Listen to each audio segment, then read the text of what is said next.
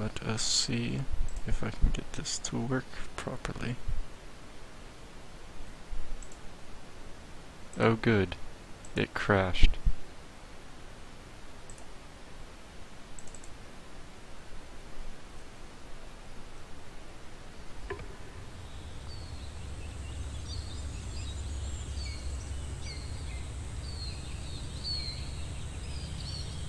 Let's see.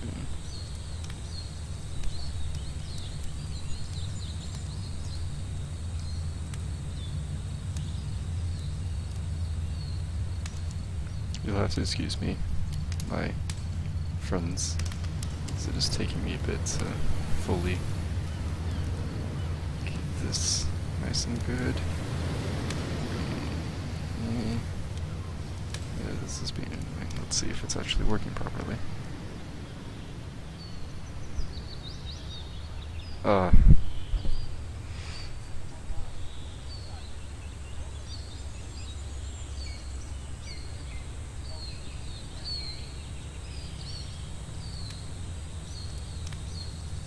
Give me a second, fellas. I need to make sure that there's actual... Ah, here we are. Alright, so... And now, to begin the actual broadcast. Ladies and gentlemen, boys and girls, friends, Romans, countrymen, I am back. It is me, ClayNexus3, your one and only favorite streamer here to give you what you wanted. More me. Today we're going to be playing the Beginner's Guide. This is going to be my first broadcast playing alone in a while, I know, and I do apologize for having been gone for so long, and the best that you got was me playing with some friends. I know, it was silly. Anyway, let us jump in. Now, for those of you who don't know, this is the game that came after the Stanley Parable. I shall not be talking as much as I probably would for anything else, as the narrator is probably one of the things that truly makes this game great, and I don't want to ruin Hi that there. for everyone. Thank you very much for playing the Beginner's Guide. My name is Davey Reedon. I wrote the Stanley Parable, and while that game tells a pretty absurd story, today I'm going to tell you about a series of events that happened between 2008 and 2011. We're going to look at the games made by a friend of mine named Coda. Now, these games mean a lot to me. I met Coda in early 2009 at a time when I was really struggling with some personal stuff, and his work pointed me in a very powerful direction. I found it to be a good reference point for the kinds of creative works that I wanted to make. So just to start you off, this is, I think, the first game he ever made. It's a level for Counter-Strike. You can walk around here, by the way. And mostly it's just Coda learning the basics of building a 3D environment. But what I like is that even though he starts from the simple aesthetic of a desert town, he then scatters these colorful abstract blobs and impossible floating crates around the level. And of course, it destroys the illusion that this actually is a desert town, and instead this level becomes a kind of calling card from its creator. It's like a reminder that this video game was constructed by a real person. And it kind of makes you wonder, what was going through his head as he was building this? This is what I like about all of Coda's games. I mean, not that they're all fascinating as games, but that they are all going to give us access to their creator. I want us to see past the games themselves. I want to get to know who this human being really is. And that's exactly what we're going to do here. So, it's 2008, Coda starts making these games, and he never releases any of them. He doesn't put them onto the internet, he just makes them and then immediately abandons them, and they sit on his computer forever. And I think he really understood this image of himself as a recluse. At one point he jokingly renamed his computer's recycling bin to Important Games Folder. So, you know, this was just how he worked. He tended to crank them out one after the other without even really pausing to try to understand what he had just made, until suddenly one day, he just stopped. In 2011, that was it. He made his last game, and then he hasn't made another one since. And that's why I've taken this opportunity to gather all of his work together. is because I find his games powerful and interesting, and I'd like this collection to reach him, to maybe encourage him to start creating again. And if the people like you who play this also happen to find his work interesting, then I'm sure it'll just send that much stronger of a message of encouragement to Coda. So thanks for joining me on this. If you have a particular interpretation that I haven't mentioned here, or if you just need to get in touch, you can email me at daveywreden@gmail.com. Okay, that's about it for introduction. Let's take a look at Coda's first proper game. As each game is loading, I'll show you the date that it was completed. This first one was made in November 2008. I don't know how I feel about this. I don't know if it's going to be as silly as what I'm used to with the Stanley Parable, if this is just going to be more of a memoir to one of his mates. I was expecting silliness and zaniness, and now I feel like I'm actually going to be feeling things, and I don't know. Oh. Warning. Whisper machine active. Shift destruction imminent. It just doesn't seem like there's going to be much for me to commentate on. This game is called Escape from Whisper, and it's one of the more generic games you'll see from Coda. I feel like I'm not going to be able to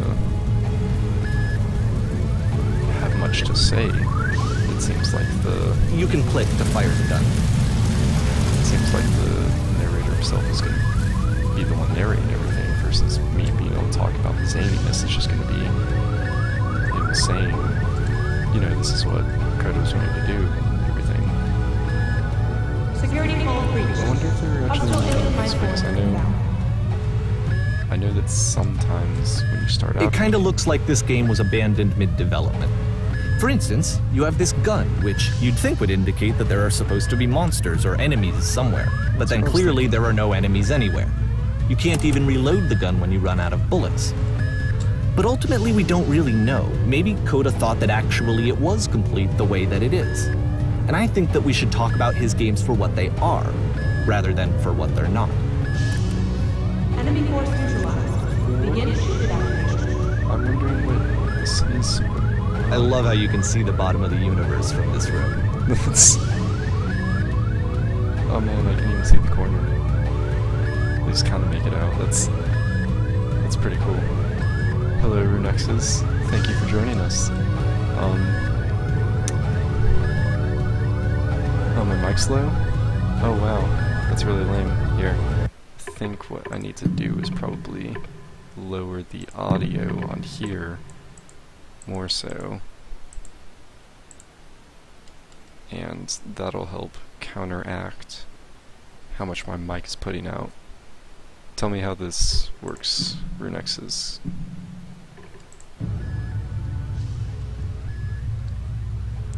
Yeah, just give me something to work with if you think that it helps at all.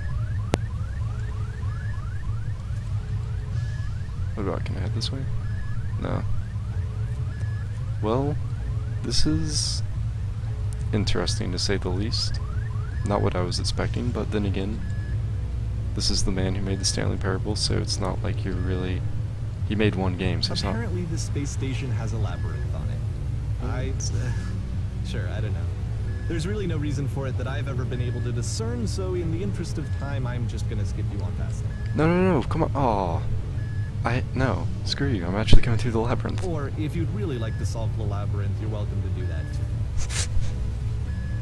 I forgot. He's probably actually going to give you choices to work with.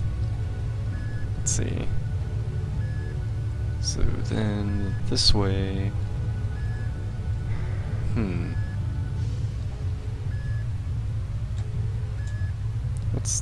Why is this a different wall? I don't know. But who knows, maybe he's just wanting to run with some different design ideas or something. My assumption is that he...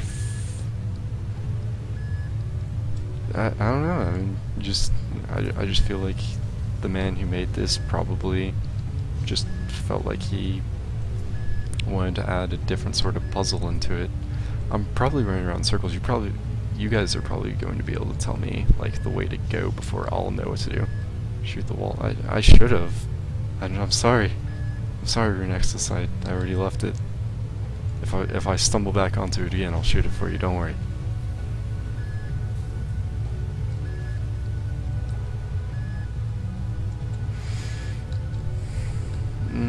Let's see.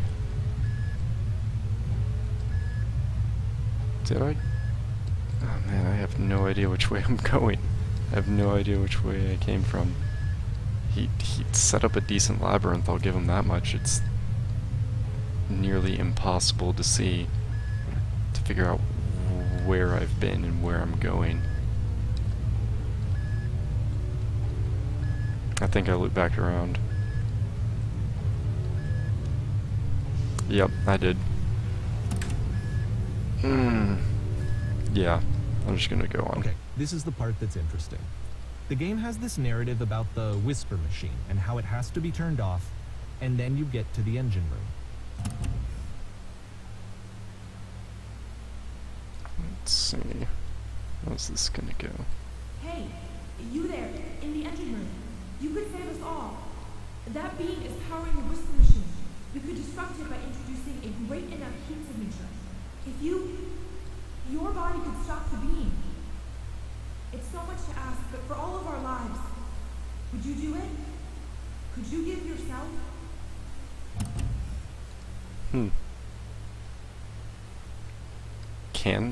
I wonder if I can turn it down.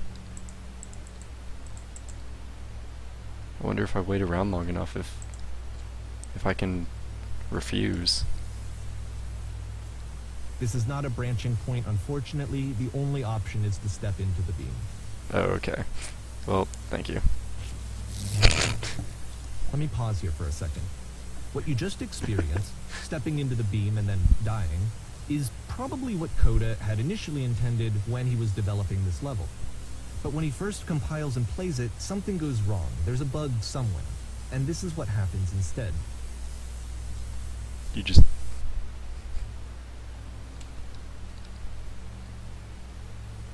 Oh, so... it doesn't actually work? Or is this what was supposed to happen, or is this what... Oh. Oh, what? The beam causes you to start floating. And this is an important moment for him. Because yes, this is technically a glitch, but Coda identifies something human about it.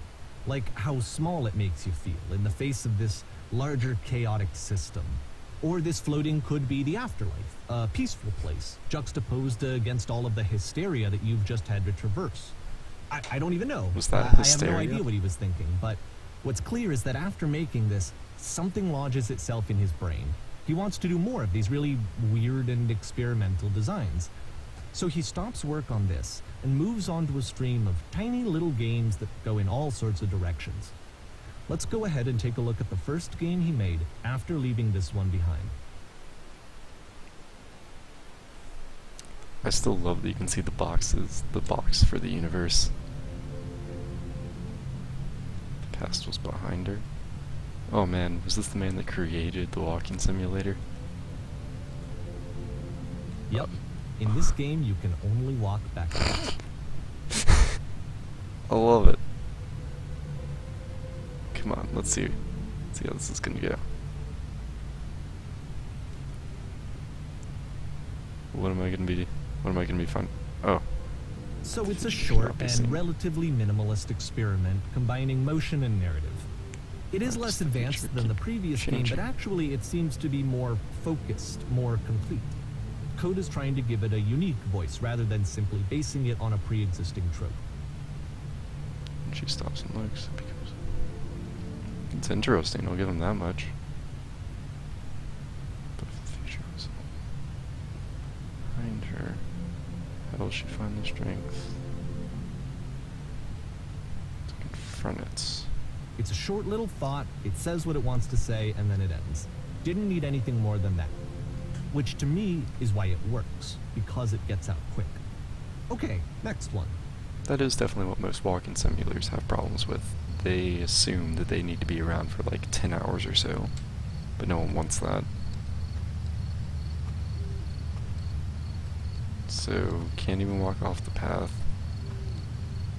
Can't go too far. You'd have to stay. You are now entering. I can't walk away from the path, so I don't even know what he's going to be trying to say from this. But I'm convinced to try to find something. And that's it. Okay, the meaning of this game won't be clear just yet. Please be patient with me for a few more games, and I promise you'll see what makes it interesting.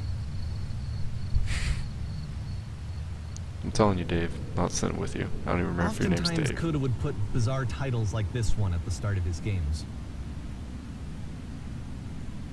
But yeah. I wish I'd known him at the time that he was making these early games. He would really only talk to me about his work as he was making it. Once he stopped work on a game, like, that was it. It was dead to him. And I don't agree with that at all, but what are you gonna do? Was his name Davey? I know it's tempting, but there's actually nothing over here. Sorry. I don't remember.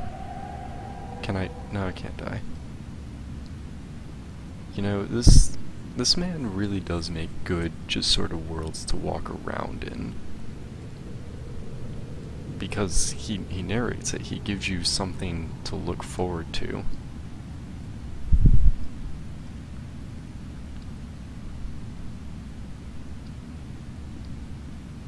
Oh good, I'm getting the bots coming in. Your Nexus, you're still a mod, you want to kick that guy for me?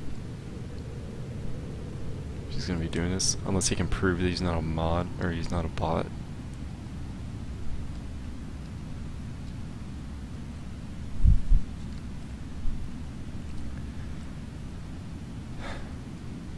Let's see, where am I going with this? Or where is he going with this? It's getting slower.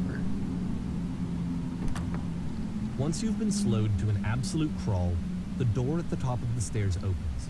So why, if Coda's not showing these games to anyone, why bother opening the door at all? Well, to show you, I'm modifying the game here so that when you press enter, it'll bring you back up to full speed so you can enter the door for yourself. I really want to know what's in there. I'm kind of disappointed in myself. I should have kept going without hitting enter and seeing, like, what he says, what he does.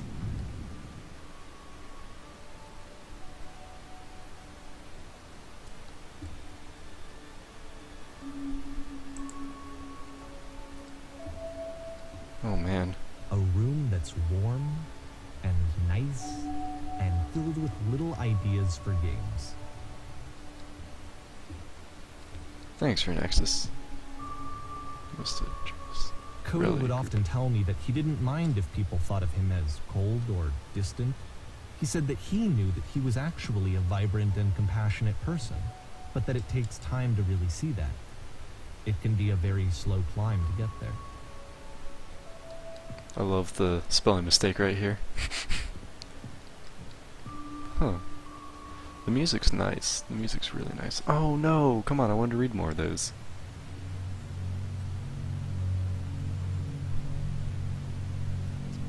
What are we doing here? What are we doing here? Oh?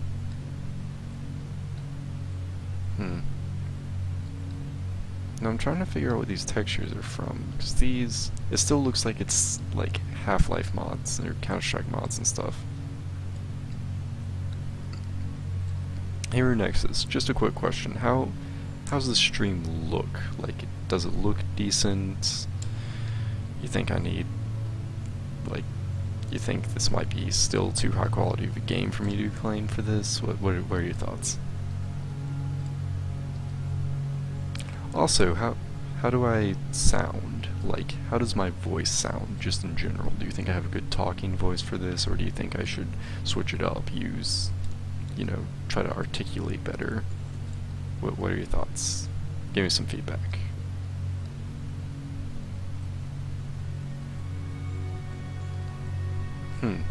I go down there and nothing else is gonna happen. Do I sound too monotone? That's something I've noticed, is that I feel like I sound a little too monotone while I'm talking. Well, this is new for Coda. It's an actual puzzle. Go ahead and see if you can solve it. Let's see. So it opens that. That looks like death.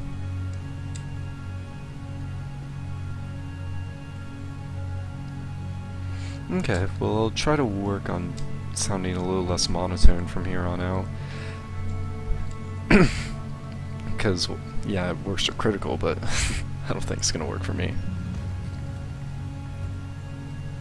Let's see. So that's got a switch right there. Don't forget that solution, because we're going to see this puzzle again soon. We're gonna see it a lot. Okay.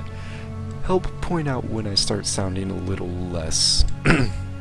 when I start sounding in, I'd say, a better direction with my voice, because that's something that I want to work on. I want to be a decent articulator. I want to be a good speaker.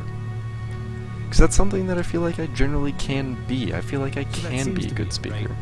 You walk down a corridor, you solve the puzzle, you get to the end. No, that's not it. Alright, that can't be now it. I'm going to modify the game again, so that when you press enter, it'll remove all of the walls from this room. Oh, I didn't even press enter. Come on. Didn't even give me a chance. How about that? There was more to it than we had any way of knowing. I actually find it funny that this game comes after the Stairs game, since they essentially convey the opposite idea. So, in the Stairs game, a dull exterior concealed a rich interior.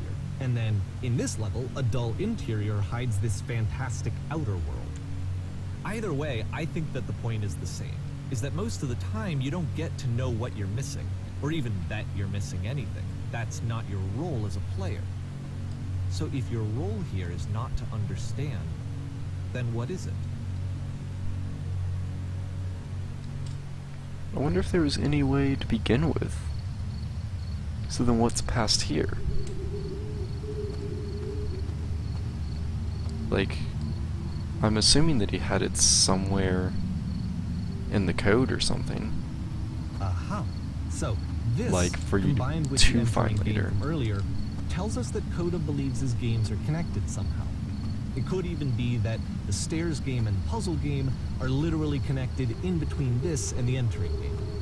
There's a bigger picture that all of his games are meant to play a role in, some larger meaning that we won't be able to grasp until we've seen all of them.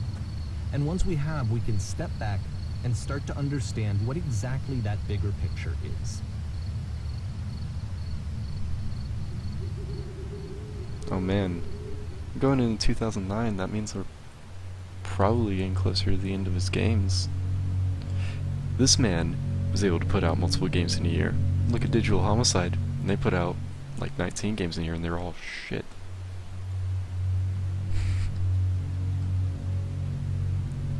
Wonder, can I go back? How far can I go back, I wonder? How far until, oh, hit the skybox.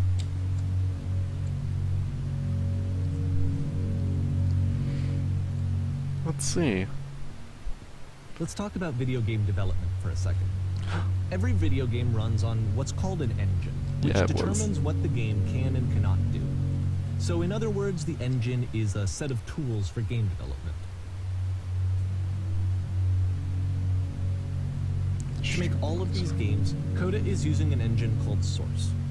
Like all engines, Source has certain things that it does well, and it has certain things that it does poorly. One of the things that it does very well is boxy linear corridors. That's why so many of Coda's games are set in these large, flat, empty rooms, is just because he's working with what the engine does well. Yeah. The tools available to the creator shape what kinds of creative work they're going to end up making. You might consider paying attention to the architecture in Coda's games, to notice how they seem to stem from an engine that's very good at producing linear, boxy corridors. Yeah, I was able to notice that a lot. Like, the first game that was on here, I don't know if you were here for that, it was a Counter-Strike mod.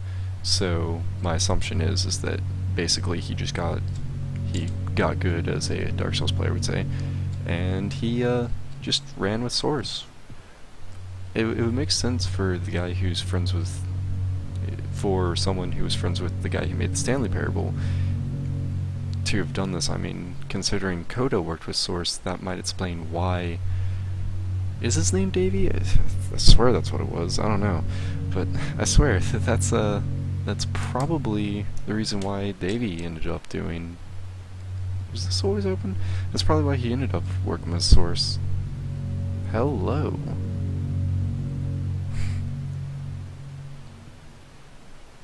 Man. You know, I'd love it if this guy did some new stuff.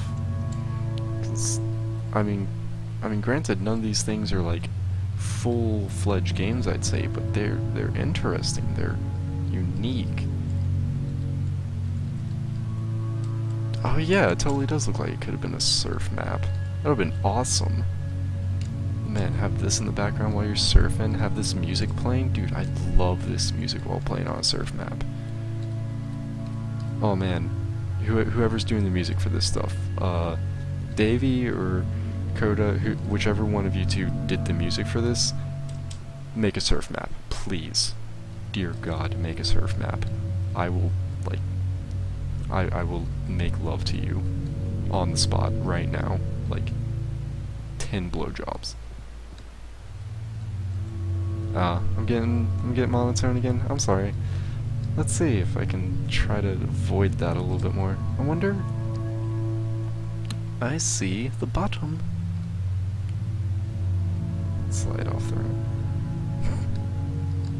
I think that. Oh no no no no no no no no no no! Oh, I was wanting to like actually make my way down that. Oh, I'm really disappointed. Yeah, I just need to monitor the way I'm talking more. That way I can actually change it up a little bit. I feel like that's how do I normally talk? Like when I'm talking with you, do I talk monotone or do I talk generally a little bit more lively? And just so anyone knows, me and Runexus, we go way back. We some good buds. Let's see. Prison. Are we cattle or what?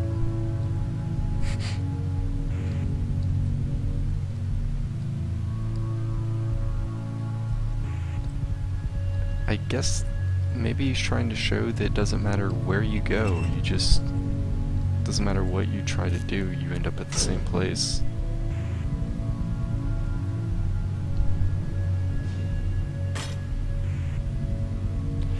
I feel like most people probably talk monotone in just normal conversation. Oh man, you can't even walk, like, oh come on. Coda, what are you doing? What are you doing? This prison, funny enough, in Coda's original design, the doors stayed shut for a full hour before letting you go. If you don't mind, I think we're gonna skip that.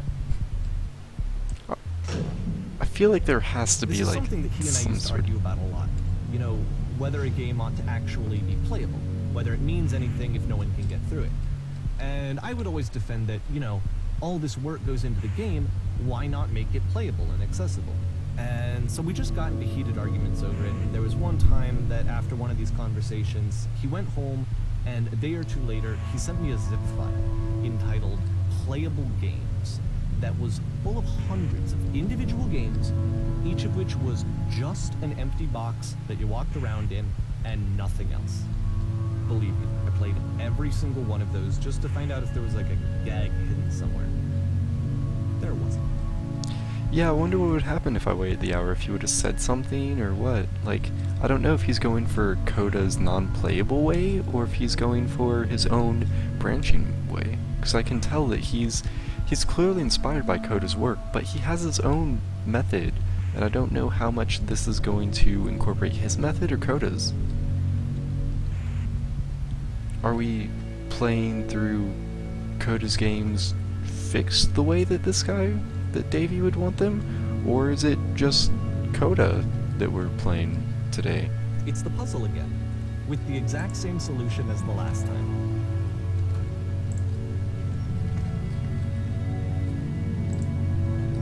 There's still no clear indication of what makes this puzzle so special that Coda is going to return to it over and over.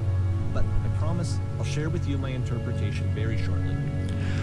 Yeah, he explained in the beginning that all all these different levels and stuff, these are games made by one of his friends named Coda, who used to make games from around, I think he said '08, or maybe it was '06. It was either '06 or '08 till about 2011, and that Coda hasn't made a game since. And basically, he's just sort of... This is basically just a tribute to his friend that basically inspired him so much to make games.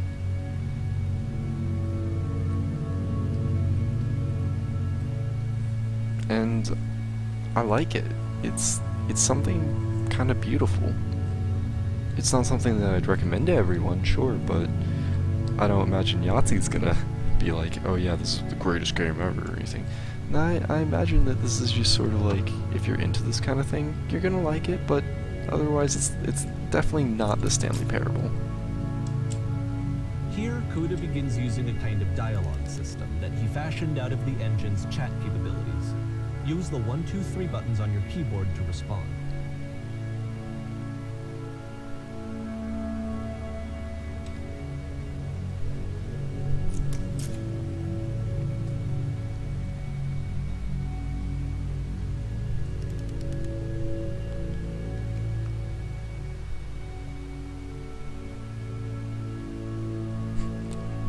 I'm gonna be sassy. I don't want to tell you, but you understand. Weird.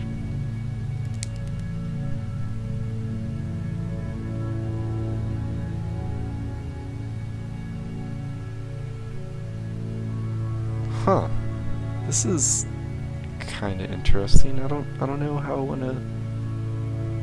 I wanna progress. Do I tell them what to do, or do I not? I don't know.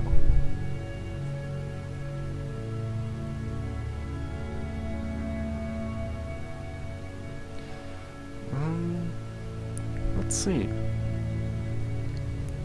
Give me just a second.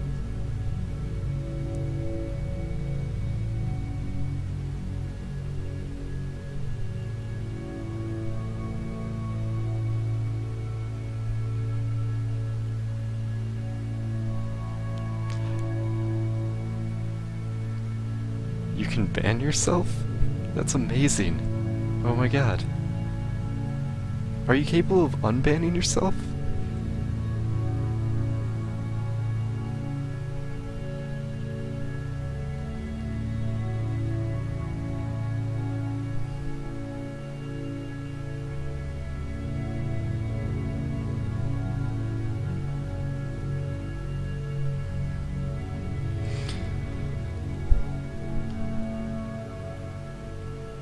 Yeah, I probably shouldn't test. Maybe if you make another Twitch account, we can test it out. I can boost that to a mod.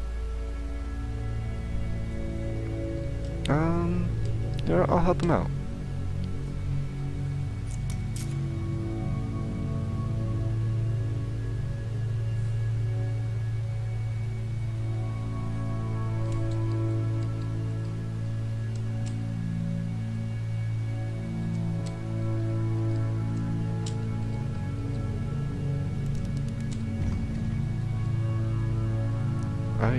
Wow, I can't tell him.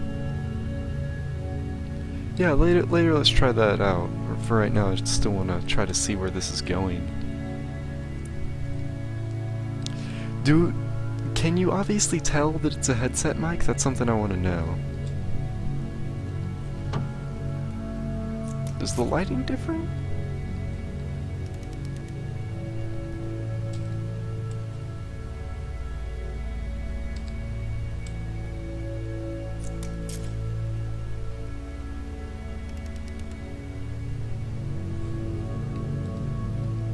I want to know who they are.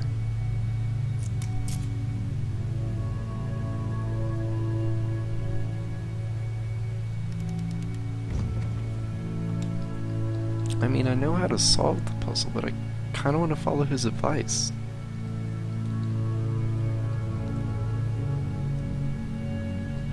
And so we make one last descent down to the final floor of the level.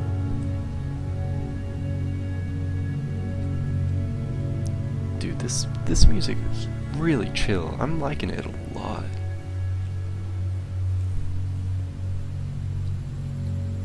I need to find the guy who makes this music, see if he, like, puts out anything. It's a lamppost. Okay, I can't tell you quite why, but for some reason, Coda fixates on this lamppost.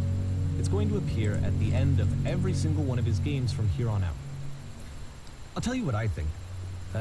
I think that up to this point, you know, he's been making really strange and abstract games with no clear purpose, and maybe you can only float around in that headspace for so long.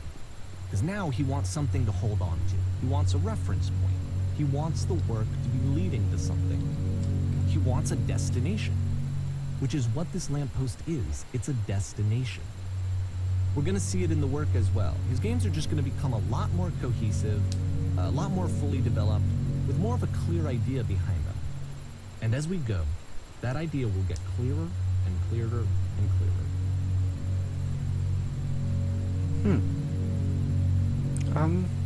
I'm looking forward to this. By the way, if anyone's watching this stream instead of deciding to get this game, I can't make you, but please go buy this.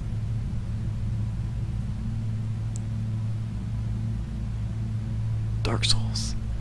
It's like Dark Souls. But no, please, if you're watching this and you're like, this game seems interesting, please go buy it. Like, even if you're like, I don't necessarily like the way this game is going, it's just like, should have said try jumping. But like, please go buy it. I think he deserves it. So first off, I'm sure you can deduce this, but this game is not connected to the internet. All of the notes that you're going to see have been written by Coda. This was actually the first game of his that I ever played. This was shortly after I met him at a weekend game jam in Sacramento, where I grew up. I saw him working on this very level, and it was just so different from anything that anyone else was doing. It's like what so I right said. away I was like, I have to be friends with this person. In retrospect, I think I was probably a bit too pushy, trying to get his attention. I was over-enthusiastic. But he was very gracious about it and very patient with me. And I cooled off eventually.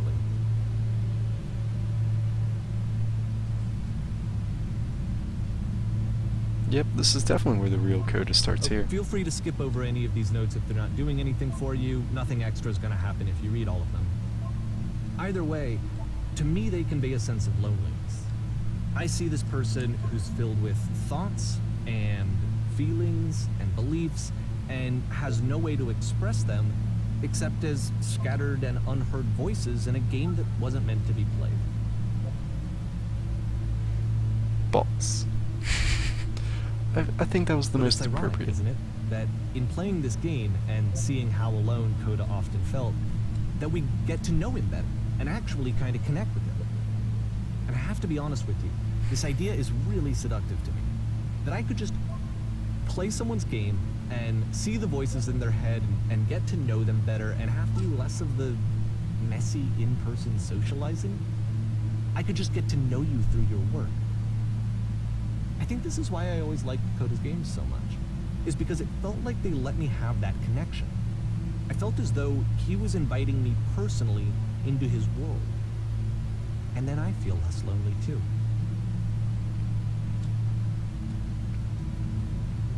You know, it might not be the reason why I want to get into game design, and viewers, I want you to know that's the reason why I want to get into game design, but this is truly a beautiful way to make games. I honestly might dabble in it a bit, maybe even put something out.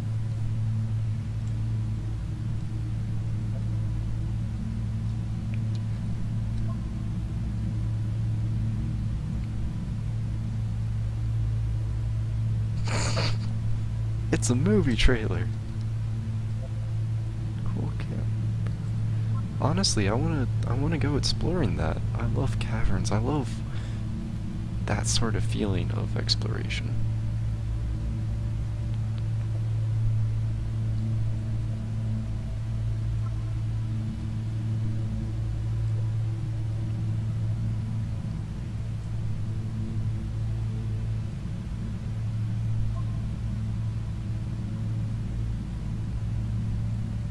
The guy over there wrote much wrong. You know, I really hope that I find He am an hero. Something like that. Something for Channy.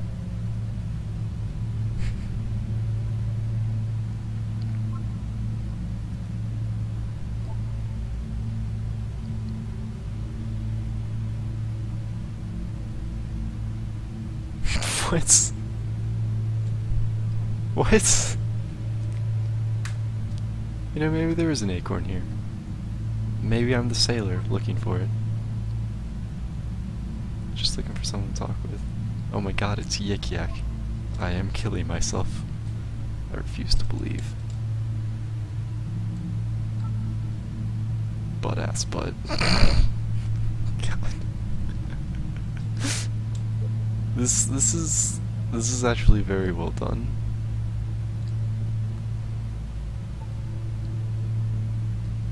Recognize me, please. It feels real. This feels like something people would say. These feel like things people would leave as notes. I'm assuming he's also going to tell me about an illusory wall.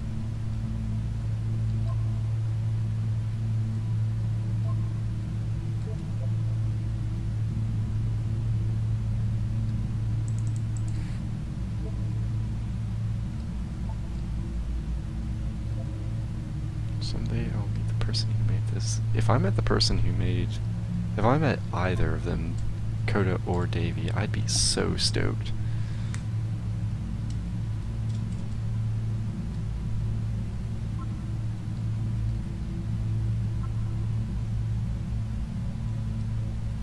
Chimes, I don't.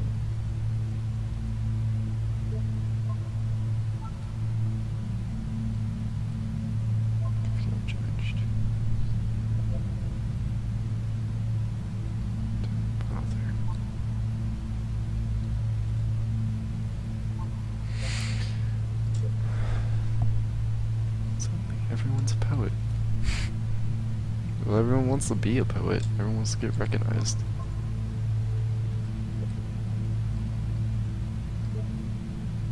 I am compelled. Misery.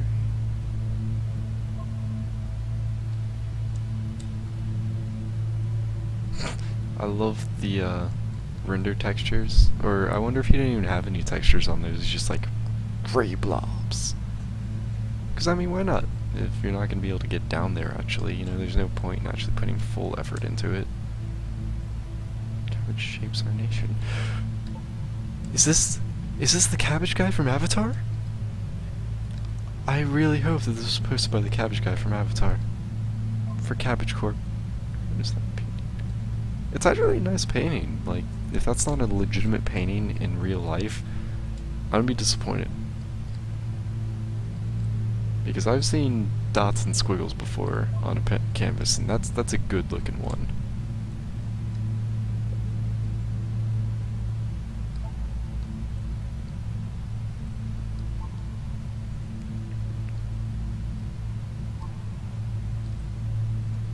Well, I need someone to talk. That honestly hit realer than anything else that I've played in a while.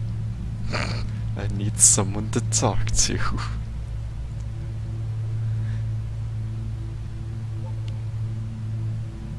So safe. Man, this game is so safe, right, Renexus? It's just so safe. Today I learned you cannot fall off. I learned that too.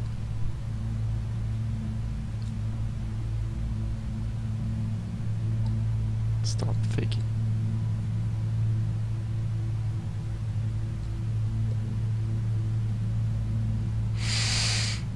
Coda, why you gotta get so real? Whoever made this has issues. Yeah, I can tell. Art. I'm gonna art scene. So safe.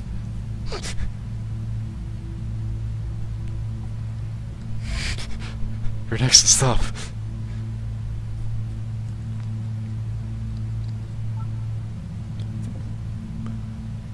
Can I see from up close? far away. I don't think this looks messy up close, but maybe that's true. Well, it did look like dots from the distance. That's all I saw from a distance, but maybe I'm just overthinking it. Well done, all of you. I saw a person walking down there. Now it won't come back. I didn't... Did... Oh... I don't know if I should believe it or not. Devil Tower Star. What? Who are all of you?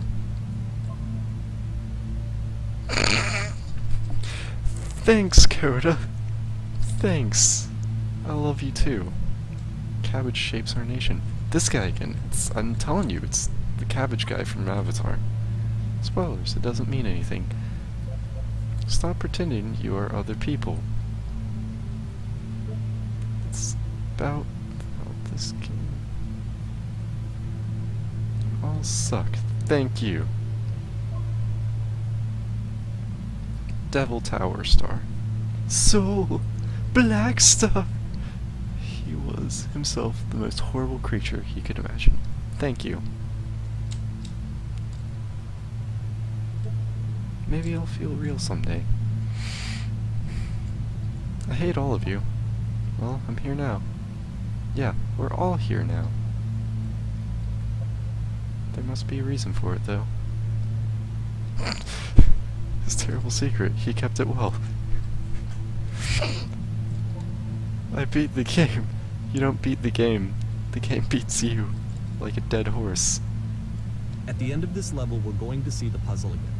And here, I'll tell you what I think the puzzle means. Each of these games represents an idea that was on Coda's mind at the time that he was making it. And the puzzle is a way of closing the door on a previous chapter of his life before moving on to the next one.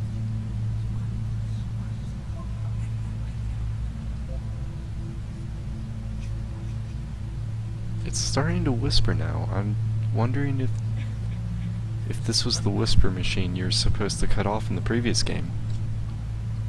Plot twist! Oh my god, this really is the existential crisis simulator. I mean, I need an escape. Just, dear god, why are there 3 holes there? Why are there 3 holes there? Become one with the spiraling nonsense. Downward, keep digging. In each of his games, after exploring a theme that, he might find difficult, Coda can then place this puzzle that he knows has a reliable solution, he understands exactly how it works, and so it gives him a simple mechanism for moving on.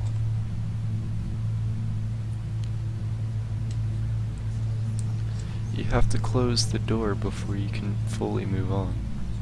You can't move through the door without first closing it. You must end the situation before you can move on. Thank you, Coda. Does this puzzle have a solution?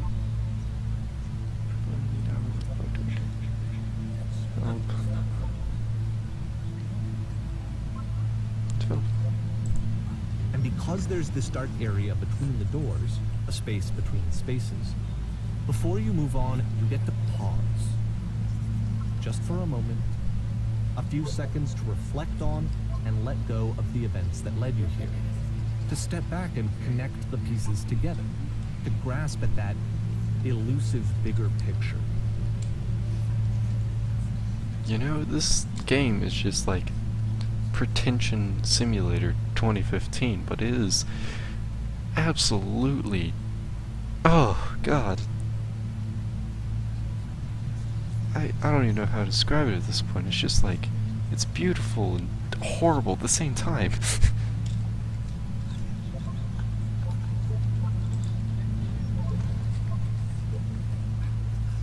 But I could just sit here, just chill out in the darkness, see what happens.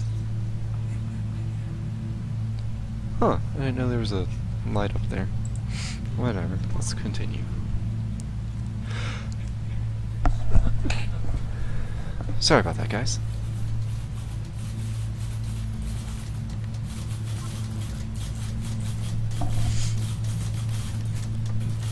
millions of people typing, all wanting to leave notes.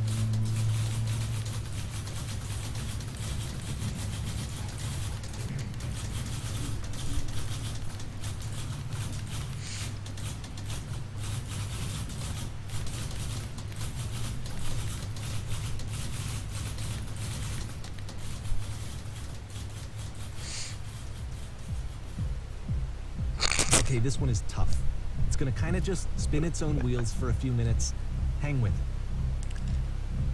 it. Yeah, I guess porn stars do die too. That's a nice looking city. Granted, I hate cities, but it's nice.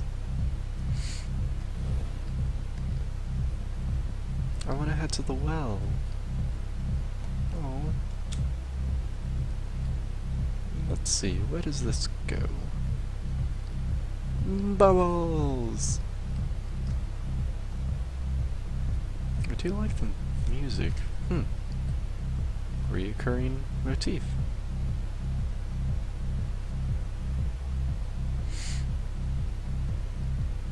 Bubbles!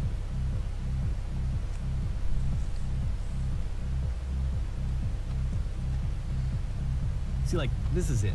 The whole game. And there's nothing that's particularly interesting about it. You just walk to the end of a hallway. Except, for some reason, Coda gets really fixated on this prison that has all of this modern furniture. And I don't know why, but he decides he needs to revisit this prison. He's gonna start over, use the same assets, turn it into something else. Okay, cool. Here's version 2. Don't trigger me, Renexes.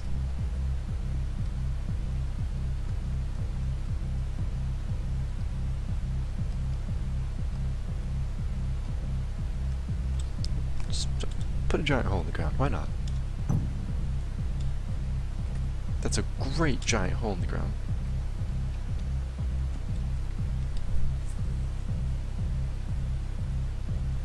Ten stoves.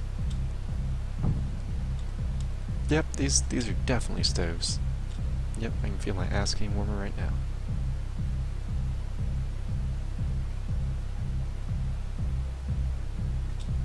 Tesla coils, yeah. Science. Bitch. And a table. You need a table. Tables were invented in 1935. That's probably wrong. No, that is wrong. Why would I even say probably?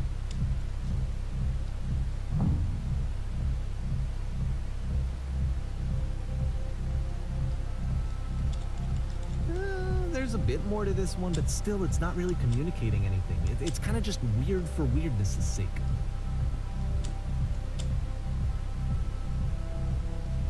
I don't know. So, okay, he throws it out and starts over. This time he comes at the prison idea from a different direction. Maybe he was trying to say something. I don't know.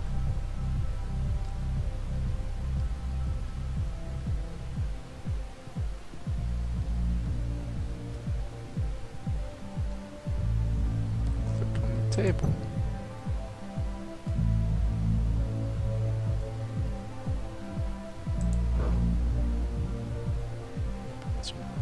Turn it back on. So I'm supposed to turn it off and on again? So he's an IT guy. Thank you, Coda.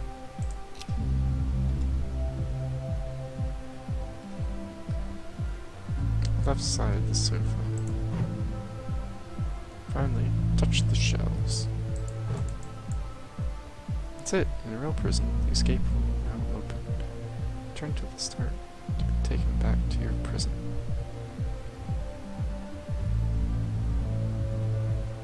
I'm not going to be able to remember all of that.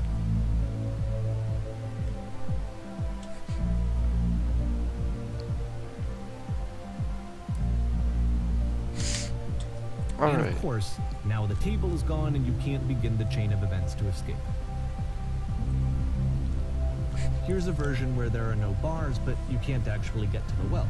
And then a version where the inside of the prison is the outside and the outside is the inside.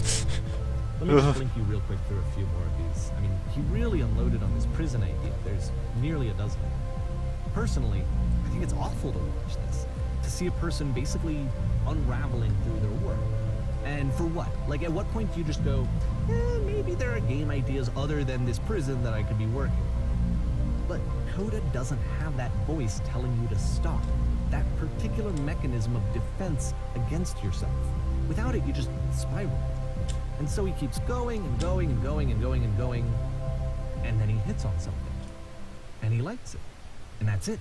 He's done. He stops making prisons. This is the very last version of the prison game that he created. And the reason I think it works is that the prison is not actually in it.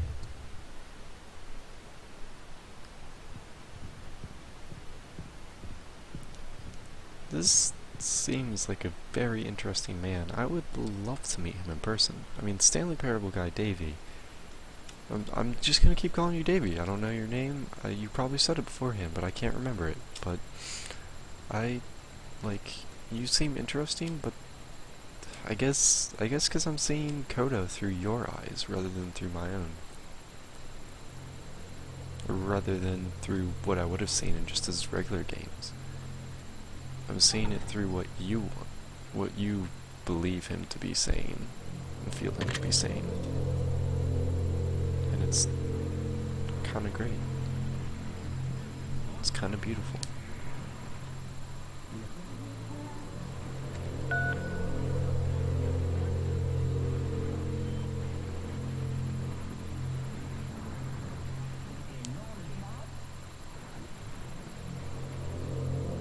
It's a conversation. And so this is what Coda wants, is to be able to talk to someone, to share what's on his mind, and to get some good advice from someone who knows. But the irony is that even in this scenario, you're still talking to yourself. You know, all of these games so far are Coda talking to himself.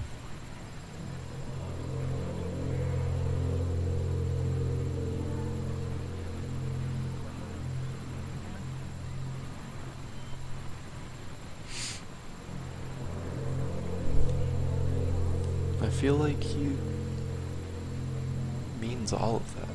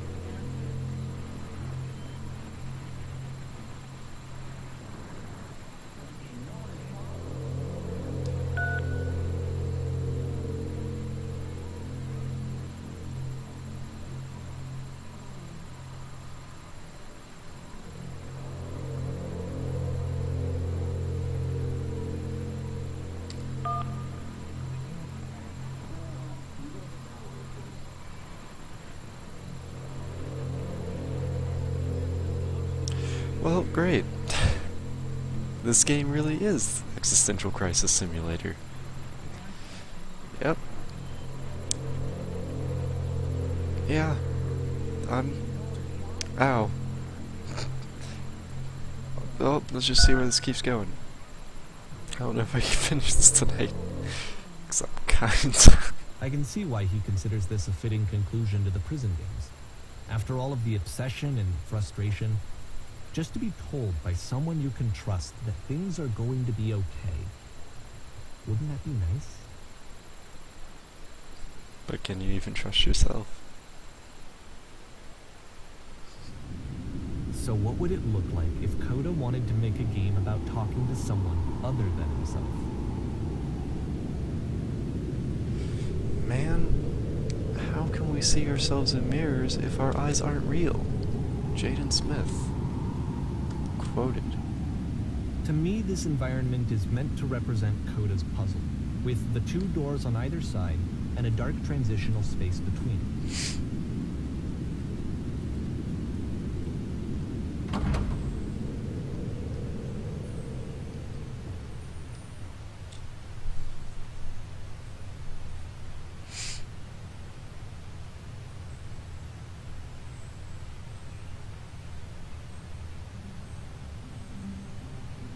You'll notice that the quality of the art is a step up from previous games, including this new and improved chat system, which he started using from this point on. From here on out, he begins putting much more effort into the visual polish of his work, and this particular game took 2 months to create as a result.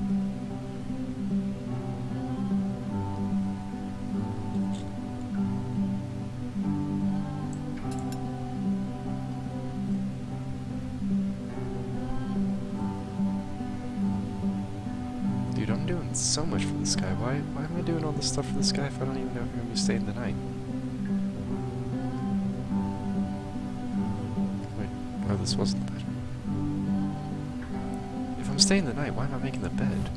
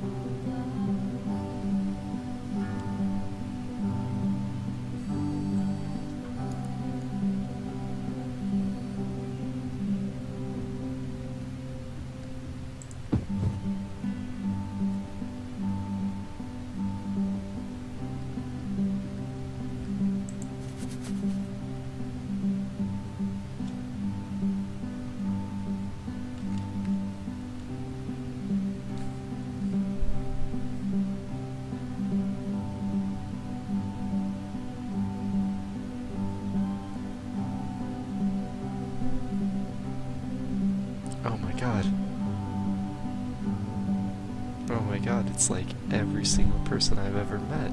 Hey, I'm gonna tell you something. Okay, what is it? No, never mind, it was stupid, I don't want to talk about it anymore. Get you all worked up. And, oh no, it was nothing. Don't worry about it.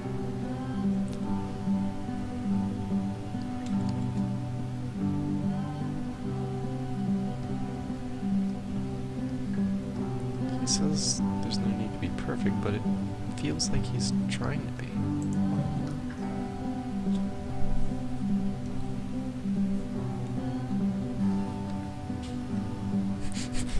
Thank you, Nexus. Thank you.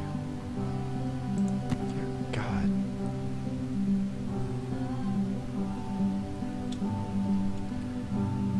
After the intense set of prison games, this house cleaning level almost feels like cleansing. It's the moment after a particularly difficult or traumatic experience where you just need to let it sit and digest inside of you, and eventually cohere into something meaningful.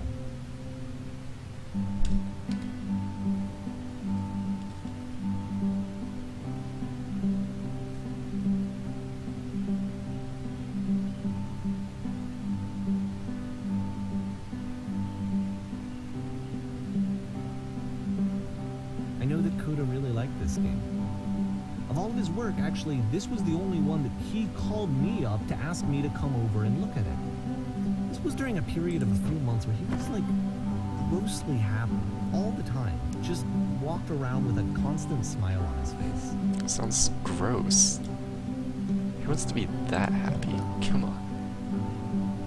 Crippling depression. Come on.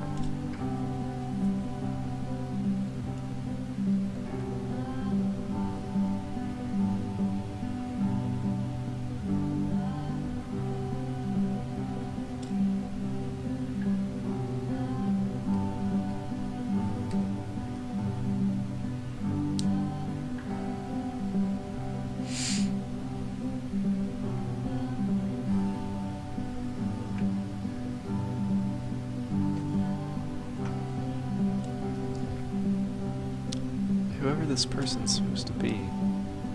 Hold on.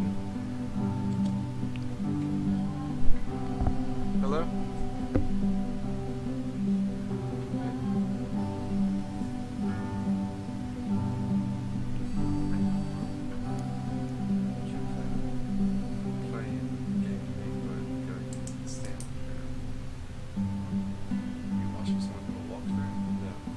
That was me.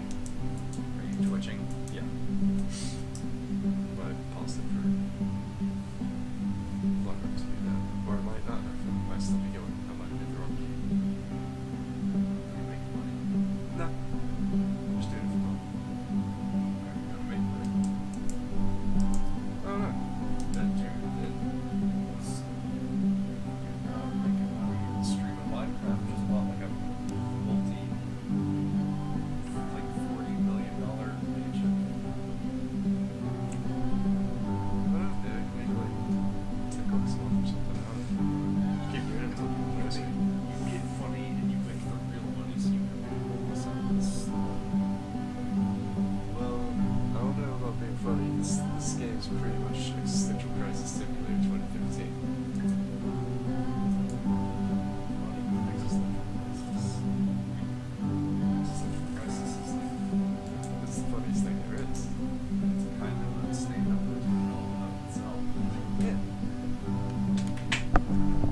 So I was still going. I didn't stop it.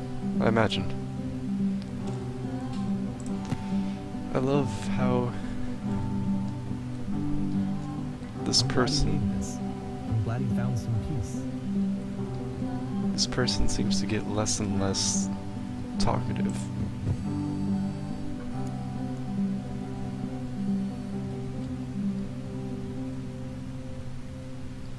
But, of course, it can't last. The music stops, your companion is gone, it's time to leave. The door at the top of the hill is now open as well. Again, you can't stay in the dark space for too long. You just can't. You have to keep moving. It's how you stay alive.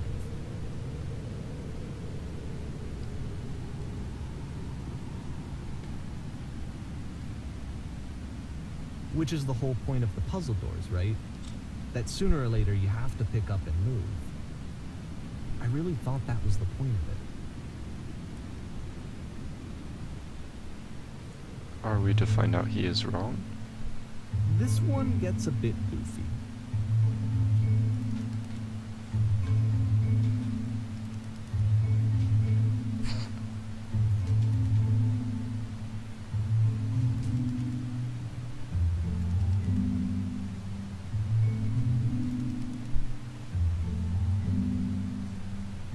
Actually,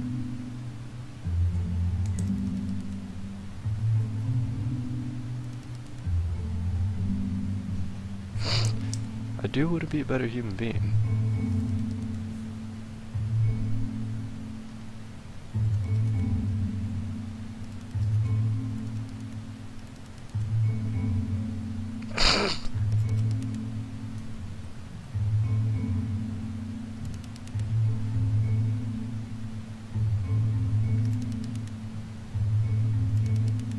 Just stop being mean. About Honestly. halfway through the game, the perspective shifts. Oh dear God. Why? And you play as the teacher. And suddenly, you discover that your teacher is just as bigoted and afraid as you are. Oh, and also you can move around the classroom now.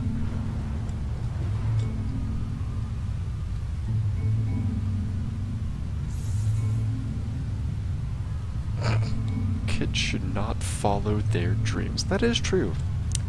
Kids shouldn't. And then elderly people should start contributing to society. My God. This man's teaching sorrow to be perfect, obviously. I mean, who else is going to teach him? It's me.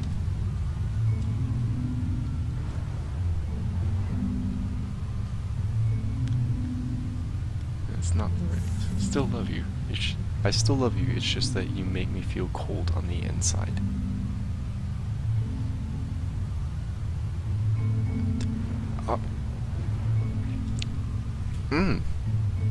Well, Runexus, I think we both know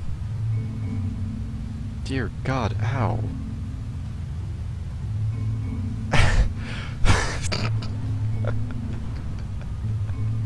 I'm sorry, I have to stop for a second. That's just... Oh, God. Oh, yeah, I gotta go with that one. Drinking is not hurting my life. Thank goodness all of you perceive me as being wise and intelligent. If you're torturing yourself trying to find the right solutions for your life, you're not doing it right. I'm gonna go with number 2.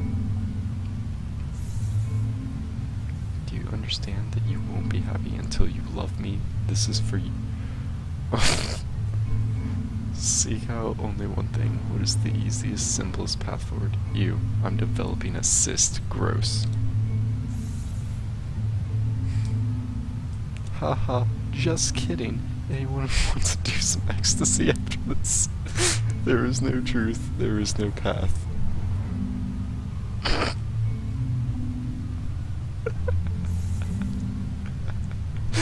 Oh. I gotta go with that after this. What if I'm not a good teacher? Oh, I know I'm not a good teacher.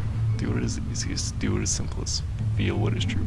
Holy shit, you guys. Something is coming out of the back of the room. Look out! It's not coming, it's just sort of standing there. It's just doing nothing. Nothing. No one. It's coming for you. It's coming to destroy you. Everyone run! Run! Yeah, I'm gonna go with that. But no one hears it. I felt pretty hard for this one. I feel like it's one of the most relatable experiences that you can have. To assume that some other person is perfect and totally fulfilled in every way, and completely miss all of the little flaws that make them painfully human. I think about this game a lot these days. I'm gonna have to go back to that section like multiple times, honestly. This one took a lot longer than all the others for Coda to make. It was 4 months between this and the last one. That's twice as long as it took him to make any other game before this, and it's not like it's particularly complex, so I remember I found that a little strange at the time. I mean, sometimes you gotta take a little bit of a break, I understand that. That doesn't seem strange.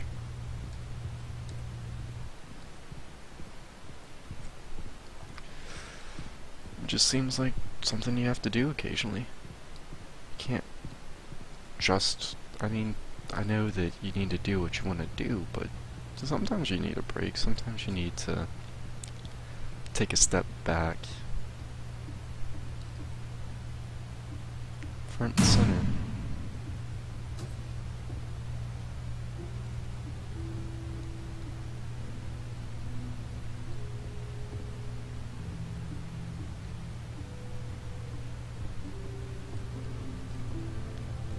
Against the wall. Alright, I'll lean against the wall. Does this work? No? No? How about this wall? Can I lean against this wall? Man, I was hoping that something would happen. I don't know, I'm getting a little like, I'm loving this, but I'm kinda like, I miss the Stanley Parable kind of stuff. The zaniness. The pathing. The branches.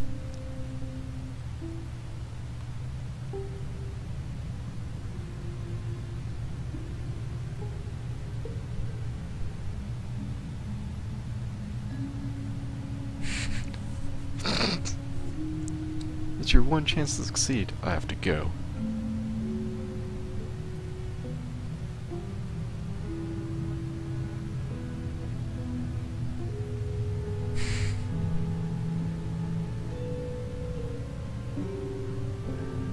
Here are all my hopes and dreams.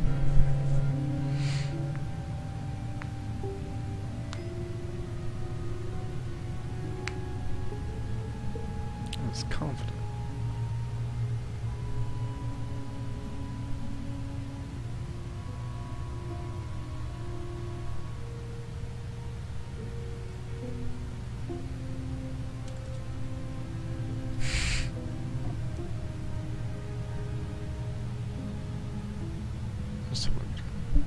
hard to get where you are. I'll bet you've learned to lean into the pain. What are some sacrifices you've had to make? I'm gonna go with number 2. That seems like it's probably the most accurate statement.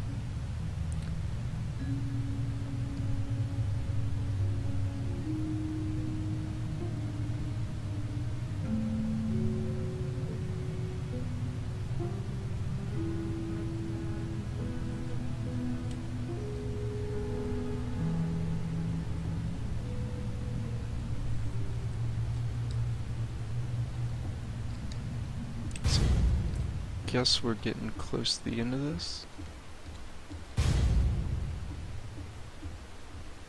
The game ends with this eerie premonition of what's going to happen next in Coda's life. The solution to social anxiety, to fears of having to perform and having to chase success, the answer for Coda is to withdraw, to hide himself away. Which is what leads to scenarios like the stairs that slowed you down several games ago, where it just becomes harder and harder to access Coda's inner landscape because he keeps retreating. He just keeps backing away from possible connections to anyone other than himself. And to be honest, I didn't consider it very healthy when I first played this game.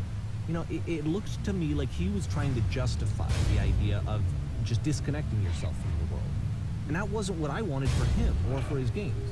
Because I feel like a lot of his games are inviting me to connect with this person, to bring him closer. But what can you do? After this, Coda went off and took another 5 months to make a new game. I don't know how I feel about this.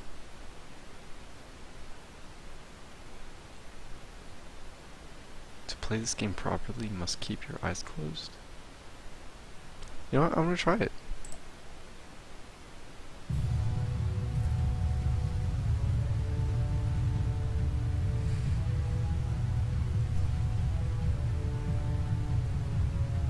Well, I opened them. I lied. I'm sorry. I wanted to know what was going on. Oh, well, here comes the door.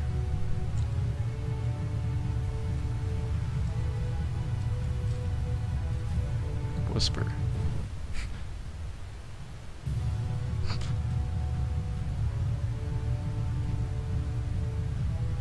You should probably open your eyes if you haven't already. It's pretty much impossible to solve otherwise.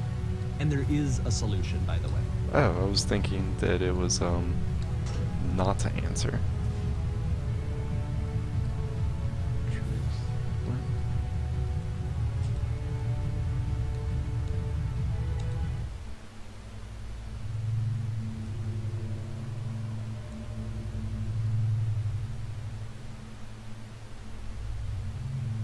Like I said, I was getting concerned. First off, he's never been this explicit in his work about exactly what he's thinking. So where's that coming from? But then even weirder, his work has potentially stopped being an outlet for him. Not like he's having trouble iterating on ideas, but he literally just can't think of new ideas anymore. And in person, he was being a lot more distant than usual. Like, you know how sometimes a person will just deflect anything that you say in order to keep themselves disconnected all the time? It was that kind of thing. Here was the point in my relationship with Coda where I really started to wonder if he needed my help in some way. His games are going to get more desperate from here on out. After this game, it's almost 6 months before he finishes something new. God, I don't know if I can keep pushing through. Ugh.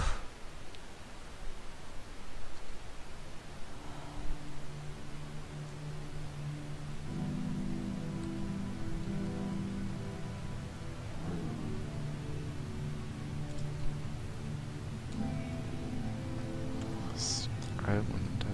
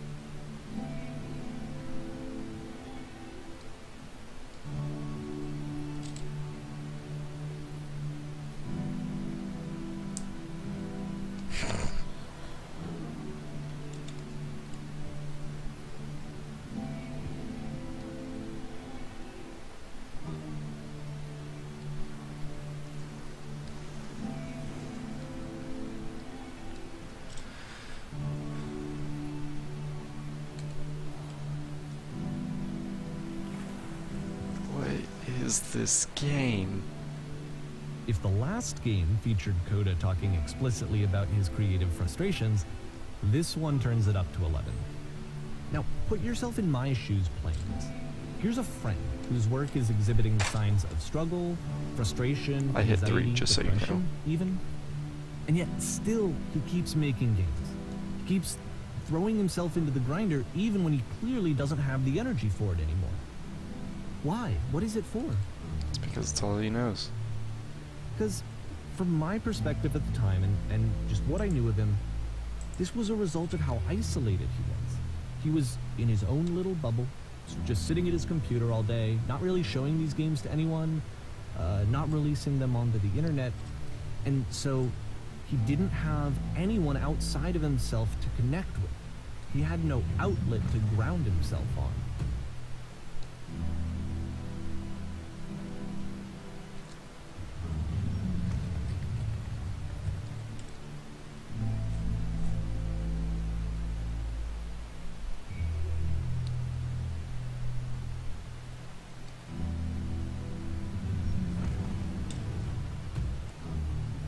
You can't talk yourself out of loneliness. It doesn't work that way. You can't be the one writing both the questions and the answers. Then there's no movement. Then there's no circulation. If all of your anxieties are being channeled into your work, then if the work ever fails, you have no backup and you're just going to crash.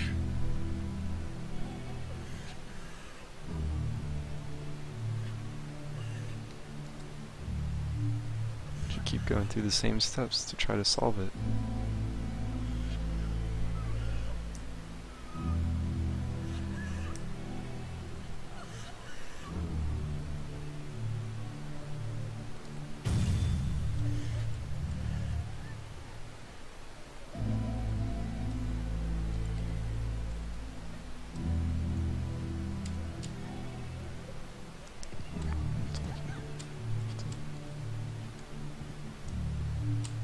That's a weird thing to say to someone. Just feel going on a field trip. Dude, you and me both.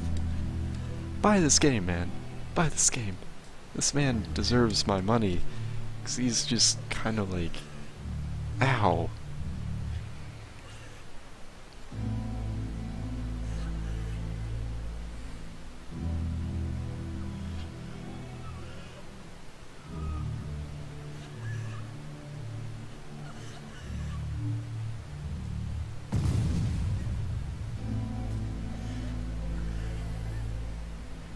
Seeing this game at the time that he made it, it looked really unhealthy to me. I was watching him do this to himself, and I hated it. I hated seeing him so trapped. It's like, video games are not worth this amount of suffering. This is someone I really cared about. And I used to get so much joy out of seeing him create.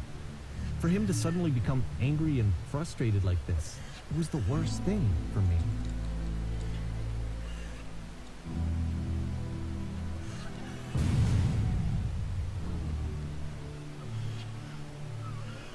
I don't know. This is what I felt at the time. I don't know how else to explain it. I wanted it to stop more than anything. I had never felt so rotten.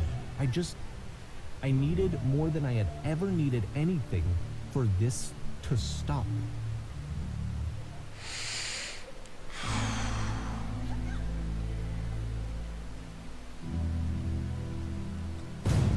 Because you just keep doing the same thing over and over and over again.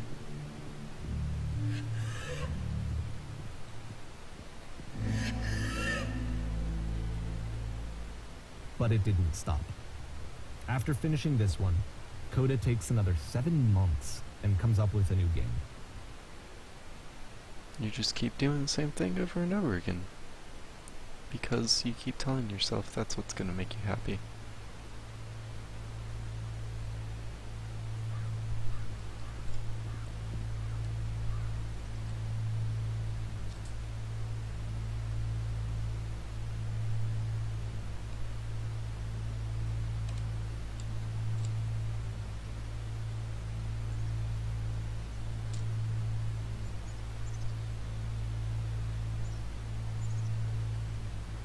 calls itself Coda.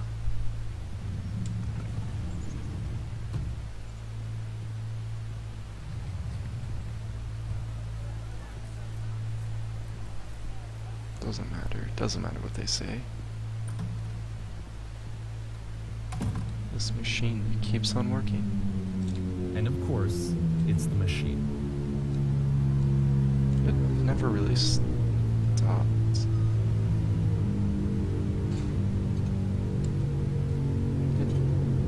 The machine is... I don't know. To me, the machine seems to be what pushes you to keep going, even when you know it's not working. Because you can't fix the parts that are broken, it just keeps pushing on.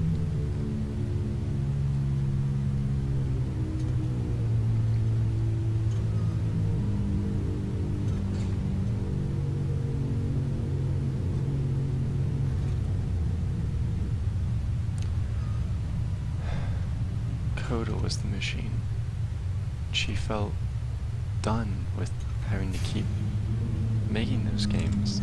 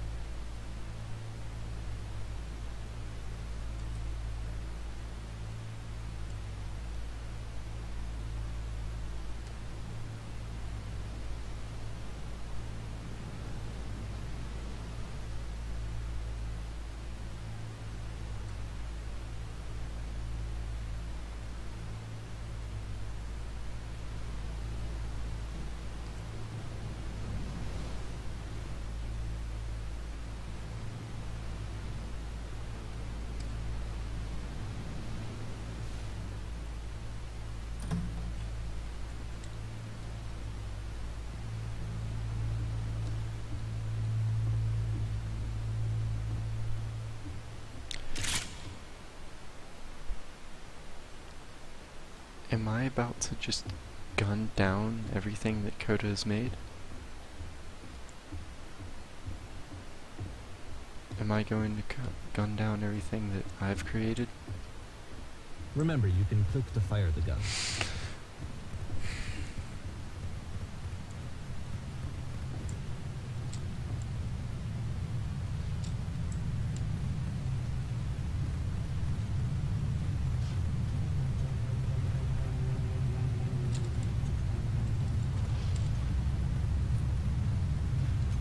So now the work is becoming self-destructive. And I'll tell you, at the time that I first played this game, shortly after he made it, here's what I'm thinking to myself.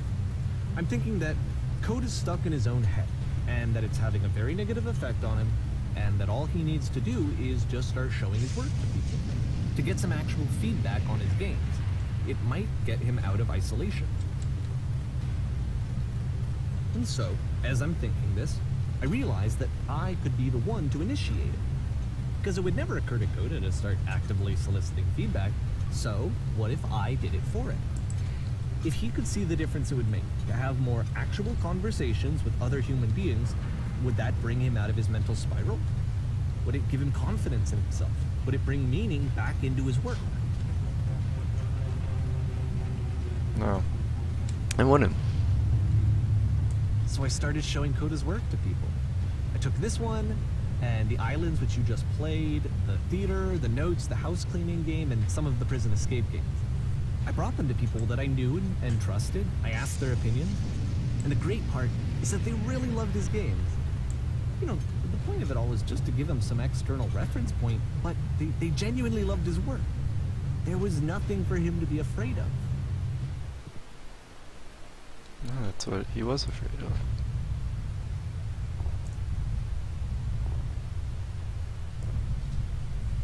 He was afraid of making something that people wanted and disappointing them.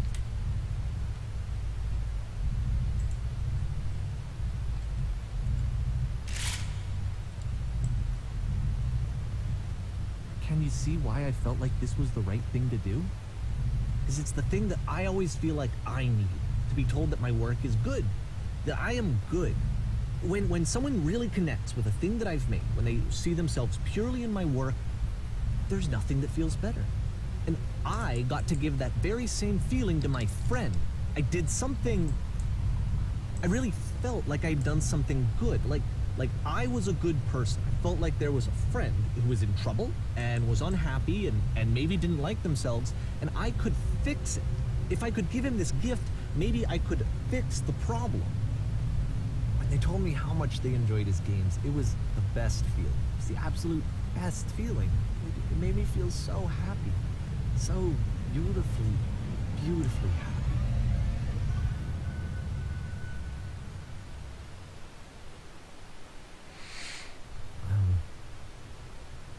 So anyway, Coda finishes this game, and then really he just kind of takes off for a while. So this is June of 2011, and I didn't hear anything from him for several weeks, I guess. And so out of nowhere, one day I get an email, and it's got a private link to a new game of Coda's. This one is called The Tower, and to my knowledge, it's the last game that Coda ever made. So let's take a look.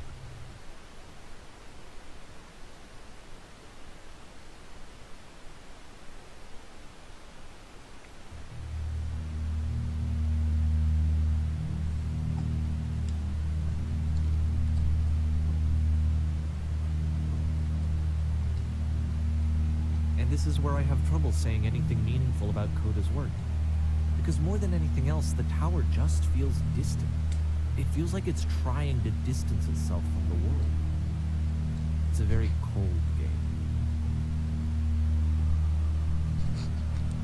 Dude, I don't even know if I can keep playing this, but I want to know. Actually has a maze in it. Except that all the walls of the maze are invisible. And then every time you touch one of the walls, there's this awful flashing and noise. So the experience is really miserable. The game goes beyond not being meant to be played. It actually seems to despise the player for trying to play it at all.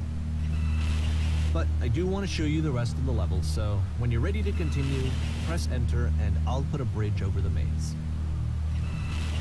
It's, there's gotta, oh my god. I was not expecting this, like, at all. Like, guys. What? Why? I wasn't... To be fair, it's not like this is the first game that's needed some modification to be playable. Like the house cleaning game. You know, that one used to actually loop the cleaning chores and you just cleaned a house forever. I had to cut it off so that you could exit the house and the game would actually end. But that game had an idea that it was actually trying to communicate. What's the deeper idea behind the invisible maze? Because it doesn't want you to play it. You keep trying, but you don't know where to go.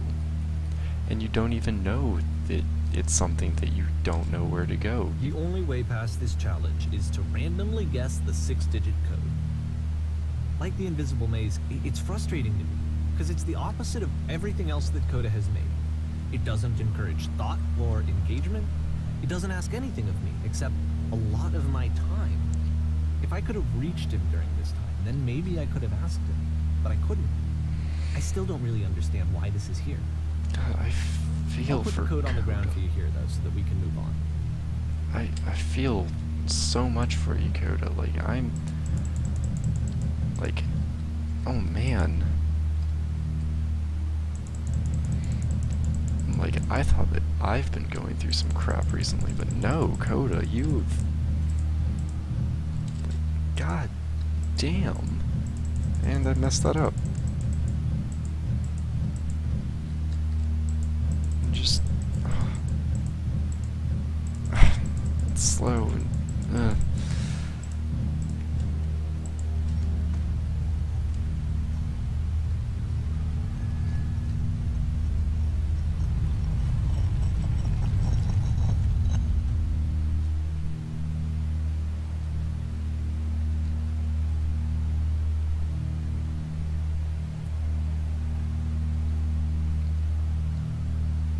The switch to open this door is actually on the other side of the door, meaning that it's literally impossible to solve from this side. So even if you somehow brute forced your way through the first two challenges, and you got to this point, there's actually just no way to progress. And it's scary for me, the idea of Coda cutting himself off entirely, just saying, you know, that's it, that's the end of the conversation, not giving me any way to fix the problem. I feel like a failure, I guess, when I can't fix the problem. But I can open this door for you, so let me do that. And that's what Coda's trying to say. For not understanding this game? I don't know why I would be. It's not like everything needs to have a solution, but I feel it somehow. I feel like I failed, and I don't understand why. I remember, it's June of 2011. I'm playing this for the very first time. And as I'm playing, I'm thinking to myself, I don't know this person.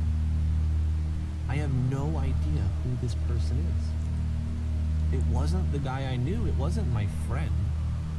I had come to so many conclusions from looking at all of his work up to this point, and then suddenly none of them... I had been trying to, though. That was the thing. For years I was trying to get to know him, to understand who he actually was and what he stood for. I asked him so many times to please just tell me what his games mean to him.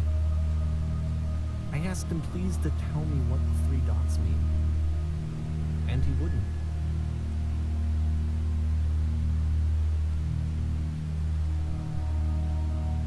I just felt so strongly that if I could have connected with him, that if I could have somehow made his work my own, that I would finally be once and for all happy. It was that I needed to see myself in someone else. I needed to be someone other than me.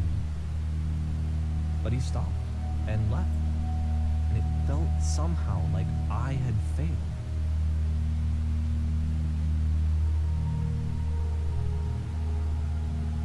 Where did I screw up?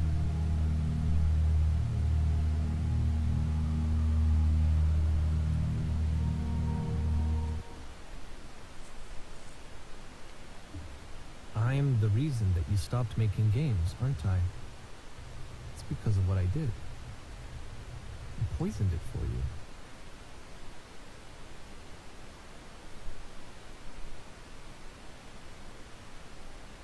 I don't even know if I want to keep going.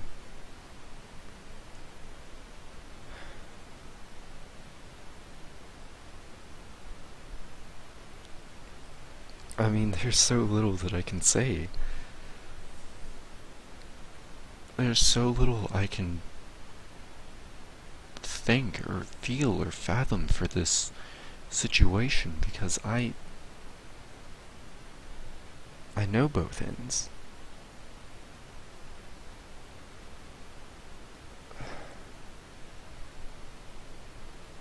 I started this, I need to finish this. And I know I'm going monotone, I know I'm not... I don't think I ever told you this, but when I took your work and I was showing it to people, it actually felt... it felt as though I were responsible for something important and valuable.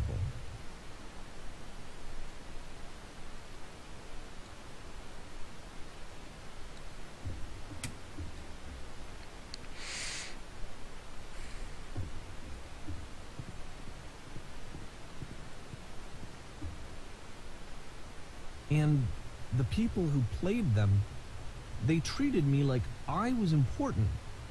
They really listened and cared about what I had to say. Even though I was showing your work, it was... I felt good about myself. Finally, for a moment, while I had that, I liked myself.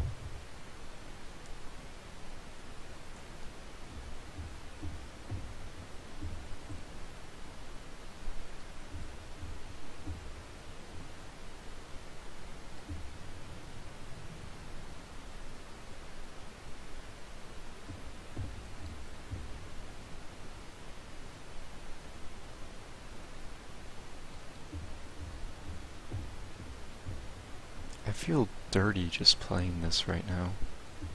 And then you stopped. And I didn't have anything left to show people. I just had to be with myself. And as soon as that happened, there was no feeling at all.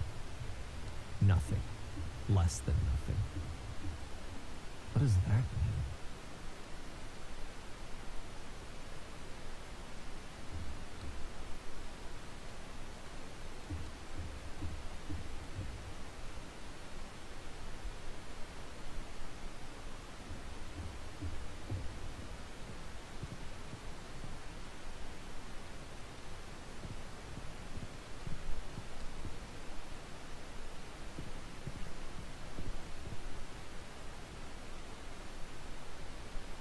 I'm afraid that I did something really stupid because I don't like myself.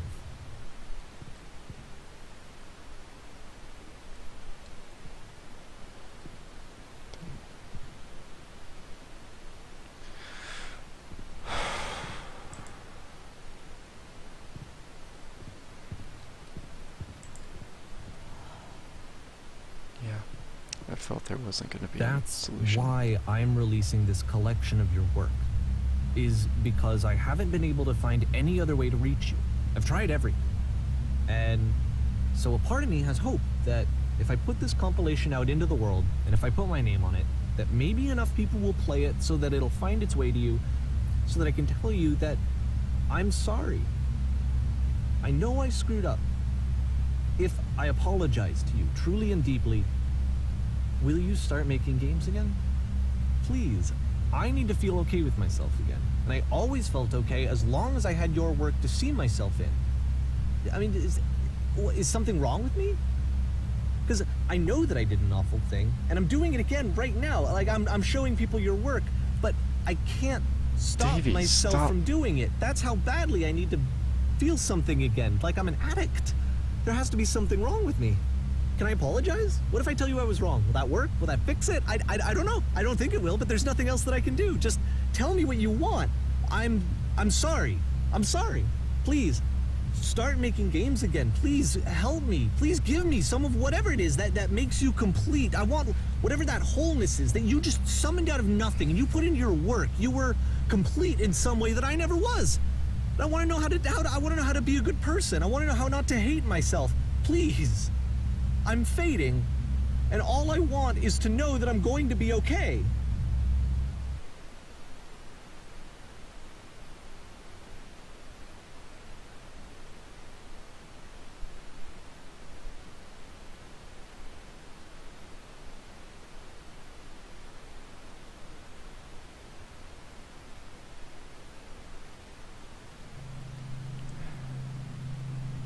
I feel like I know where he's going with this. These were Coda's works with Davy's spin on them. Davy showing Coda that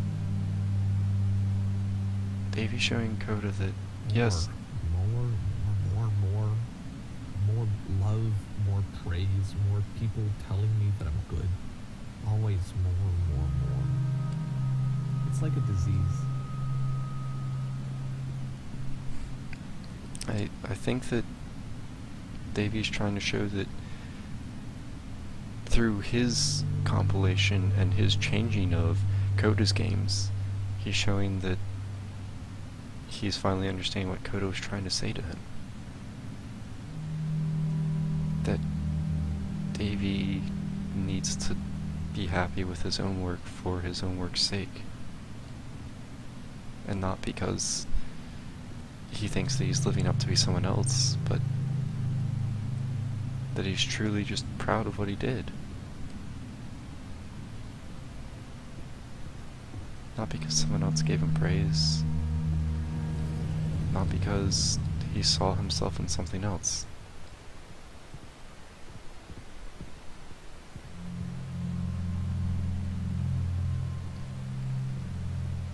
I don't... Solution.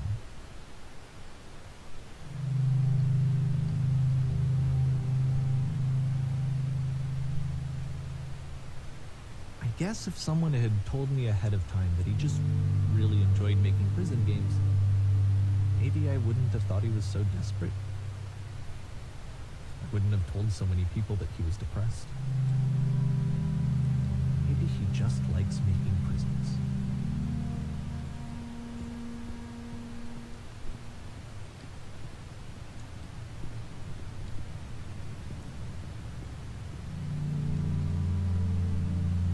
Even now, the disease is telling me to stop. Don't show people what a shitty person you are. They'll hate you.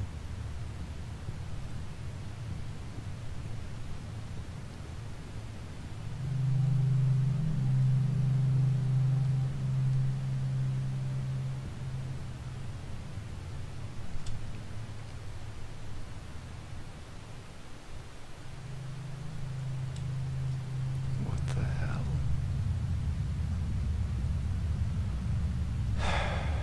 God, if I wanted to just feel like crap while playing a game, I would have just gone and played To the Moon or something.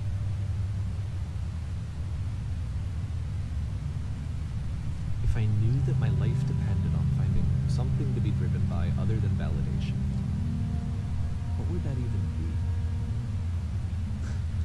It's strange, but the thought of not being driven by external validation is unthinkable.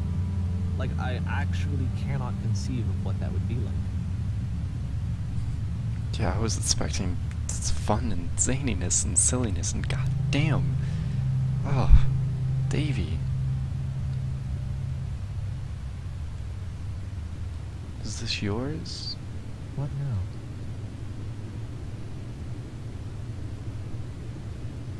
Stop being all of us. I think I need to go. And I'm sorry, because I know that I said that I would be here and I would walk you through this, but I'm starting to feel like I have a lot of work to do. I have a lot that I need to make up for. So I'm just gonna... Okay.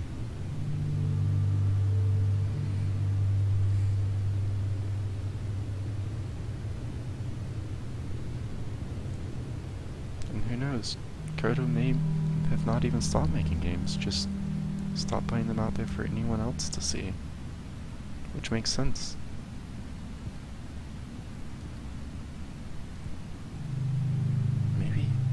Maybe Davey still hasn't solved this problem.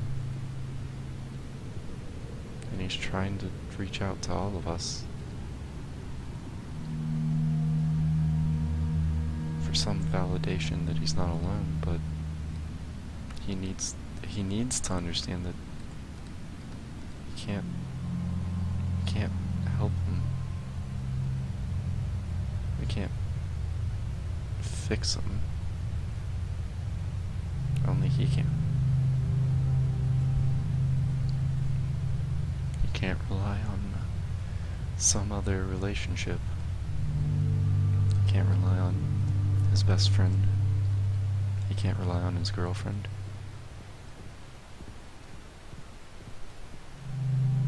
He just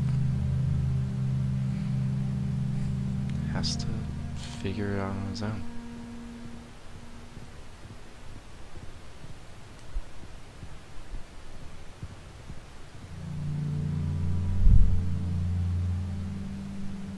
And I don't know, am I Davey or Koda?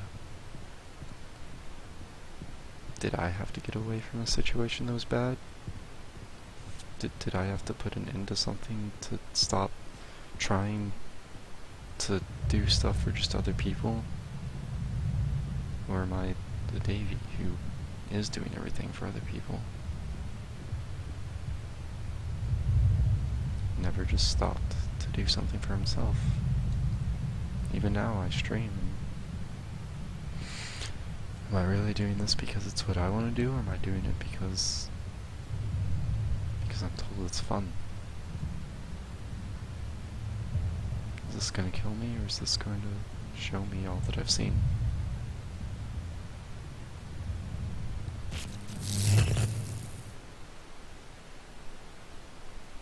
Thought so.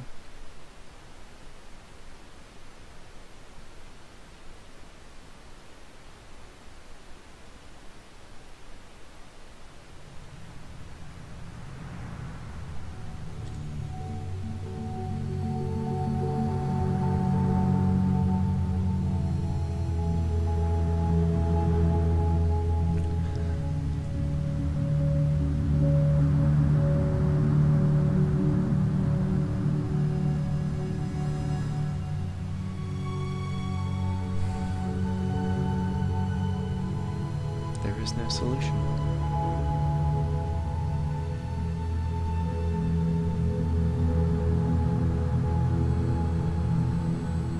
Sometimes you just gotta have fun with the journey itself.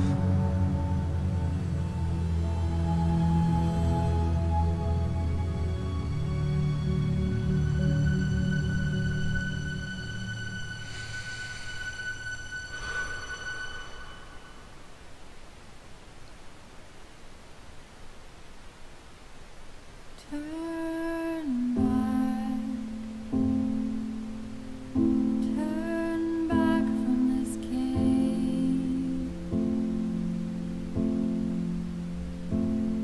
You said, let me prove that I'm brave. Let me keep going. I expected resolution. I expected maybe there was something that he had understood by the end of this, but I don't think he really does understand. And you're so tired. But I who does? know that you're strong. Who out of any of us really understands what we're doing?